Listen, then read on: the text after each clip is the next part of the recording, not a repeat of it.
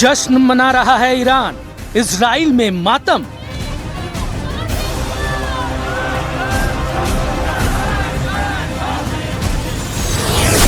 Trump का वादा Netanyahu तोड़ेंगे।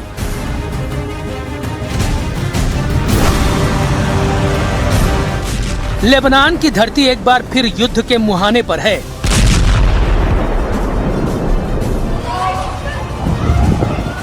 सीज फायर के बाद भी इजराइल रुकने को तैयार नहीं, तो दूसरी तरफ हिजबुल्लाह भी बदले की आग में लगातार हमले कर रहा है।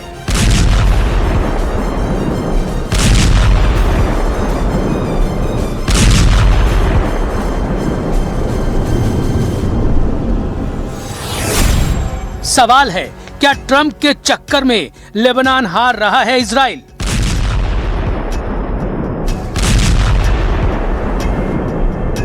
सीज फायर के बाद भी क्यों हमला कर रहा है इजराइल? इस जंग में क्या है हिजबुल्लाह की भूमिका?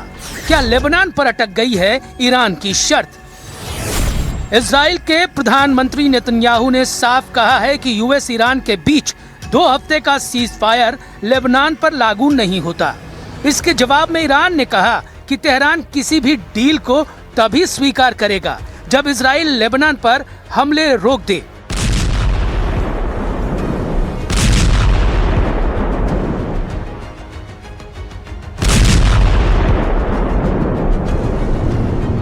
पाकिस्तान की मध्यस्थता में अमेरिका और ईरान के बीच 2 हफ्ते का सीज फायर हुआ। डील के तहत सीज फायर को सभी फ्रंट पर लागू करने का फैसला लिया गया, जिसमें लेबनान भी शामिल है। लेकिन नेतन्याहू ने लेबनान पर हमला रोकने से इनकार कर दिया। उधर हिजबुल्लाह ने ऐलान कर दिया कि अगर इजराइल ने हमला किया तो वो जवाब देने से नहीं रुकेगा, लेकिन इजराइल की तरफ से हमले नहीं रुके।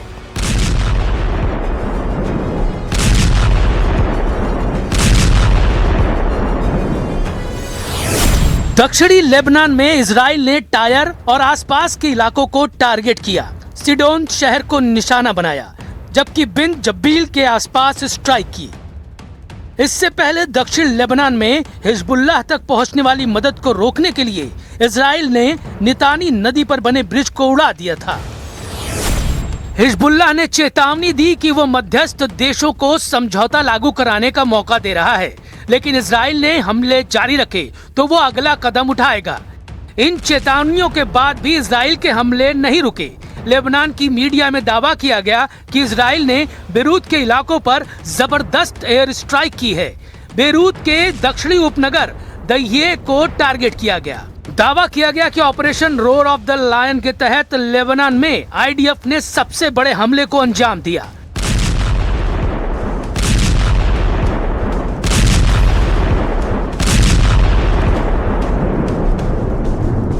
מהלומת פתע מאות מחבלי חיזבאללה במפקדות ברחבי לבנון. זוהי המכה המרוכזת הגדולה ביותר שסופג החיזבאללה מאז מבצע הביפרים. 10 मिनट में 100 कमांड सेंटर और हिजबुल्लाह के सैन्य ठिकानों को टारगेट किया गया। इसमें हिजबुल्लाह के इंटेलिजेंस हेडक्वार्टर और हमले की योजना बनाने वाले मुख्य ठिकाने भी शामिल हैं।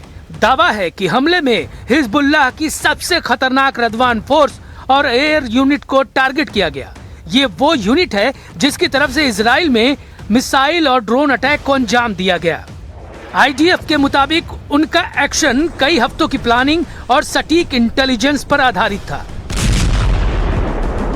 यहाँ टेल अवीव है, यहाँ पे कोई सायरन नहीं हो रही है। नॉर्थ में जो है हो सकती है, लेकिन अभी कोई सायरन वहाँ पे नहीं बजी है, क्योंकि हिजबुल्लाह जब अटैक करता है तो अक्सर नॉर्थ इसराइल पे करता है, क्योंकि वहां पर जो भी है, खासतौर से किरियात शमोना का जो एरिया है वो बहुत ज्यादा प्रभावित हुआ है। वहां पे लोग जो है डिस्प्लेस हुए हैं, वहां पे लोग घरों में नहीं है। 10,000 से ज्यादा लोग जो है नॉर्थ से शिफ्ट हो चुके हैं। और दूसरी तरफ से लेबनान में भी काफी तबाही हुई है। 1.3 मिलियन पीपल यानी 13 लाख लोग जो है वो अभी तक बताया जा रहा है कि वो डिस्प्लेस हुए हैं। तो वहां पे जिस तरीके का ऑपरेशन चलाया जा रहा है, खासतौर से इस्राएली फोर्सेस की तरफ से, ऐसा लगता है कि शायद वो बहुत जल्द बंद नहीं होगा। हिजबुल्लाह इजराइल की सबसे बड़ी टेंशन है। यही ग्रुप है जो इजराइल के गाजा पर हुए हमले के बाद सबसे पहले एक्टिव हुआ था। अब वो इस ग्रुप को खत्म करना चाहता है, हिजबुल्लाह की ताकत को पूरी तरह खत्म करना चाहता है।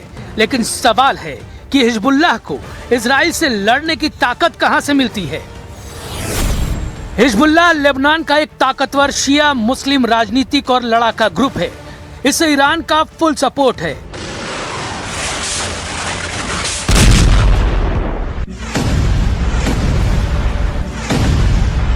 And if the Israeli attacks continue against Lebanon, I'm sure it would complicate the situation and it would have some consequences. And we hope that everybody would observe the ceasefire in all its terms and aspects. Israel का दावा है कि वो आत्मरक्षा की लड़ाई लड़ रहा है। इजराइल ने हिजबुल्लाह को ईरान का प्रॉक्सी बताते हुए अपनी सुरक्षा के लिए खतरा बता दिया है। 2024 के सीज फायर के बावजूद हिजबुल्लाह ने हथियार जमा किए और फिर खड़ा हो गया। हिजबुल्लाह ने मार्च में रॉकेट दागकर इजराइल को दोबारा जंग में घसीट लिया। इजराइल का इरादा हिजबुल्लाह को पूरी तरह से हथियार विहीन करना है और यही वजह है कि इजराइल हिजबुल्लाह के rocket stock, command centre, financial network पर टूटा पड़ा है। इजराइल दक्षिणी लेबनान में सिक्योरिटी बफर जोन बनाना चाहता है ताकि 8 अक्टूबर 2023 जैसी स्थिति पैदा ना हो।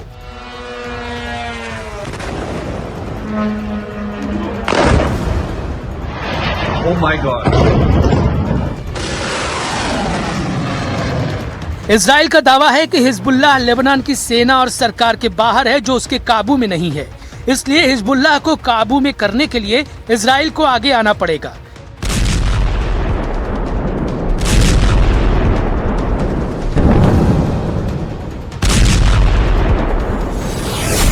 इजराइल ने अब तक हिजबुल्लाह के 3500 से ज्यादा टारगेट्स पर हमले किए हैं, जबकि 1000 से ज्यादा हिजबुल्लाह लड़ाकों को मारने का दावा किया है।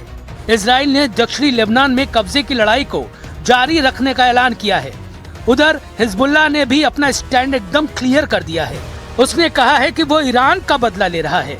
खमनेई की हत्या के बाद ये डिफेंसिव एक्ट था, लेकिन अब इजराइल लेबनान पर लगातार हमले कर रहा है, जिसका जवाब वो हर हाल में देगा।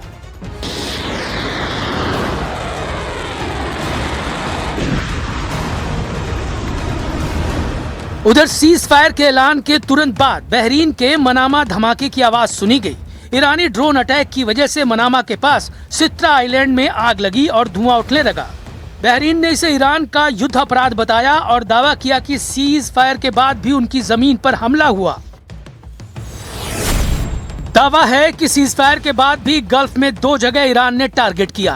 बहरीन में मनामा और सऊदी अरब में जुबैल पेट्रोकेमिकल कॉम्प्लेक्स पर ड्रोन अटैक हुए। गल्फ में हमलों के बाद सवाल और बड़े हो गए हैं। क्या ईरान सीज फायर का पालन कर रहा है या बैकडोर से जंग जारी है? बहरीन और सऊदी अरब ने साफ आरोप लगाया है कि सीज फायर के बावजूद उसकी जमीन पर हमला हुआ।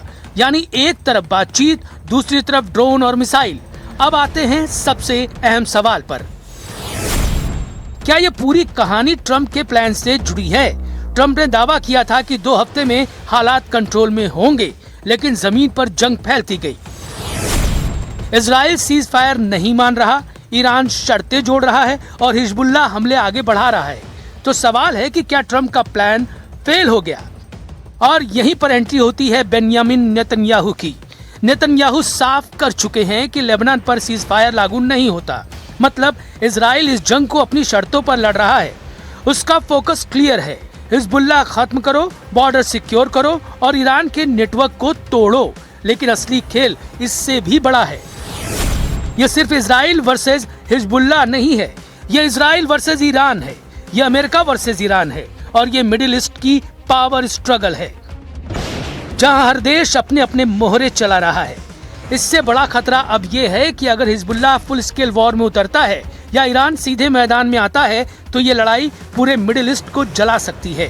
और इस जंग की सबसे बड़ी कीमत लेबनान के आम लोग चुका रहे हैं। शहर खाली हो रहे हैं, घर मलबे में बदल रहे हैं।